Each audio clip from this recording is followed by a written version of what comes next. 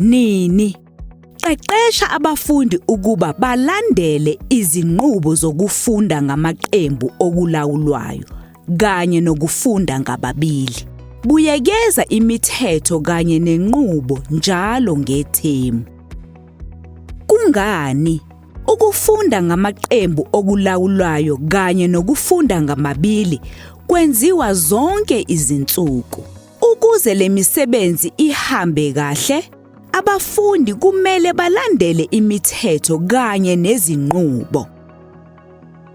Kubalulekile kakhulu futhi ukujwayeza abafundi inqubo yokuzizwa bekhululekile ekilasini futhi bevumelekile ukuzama amakhono abo okufunda.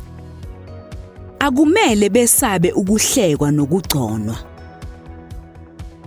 Ukubeka imithetho nokuyilandela kwakhela abafundi indawo evikelekile lapho bengakhula ngokuzithemba.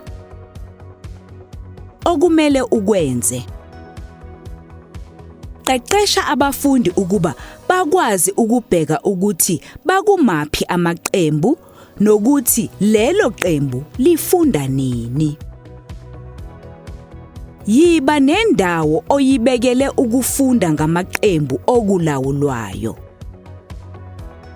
Qeqesha abasizi basekilasini ukuba basheshe ukukhipha izincwadi zabafundi. Qeqesha abafundi ukuba bakhiphe izincwadi zabo zokubhalela kanye namapensela.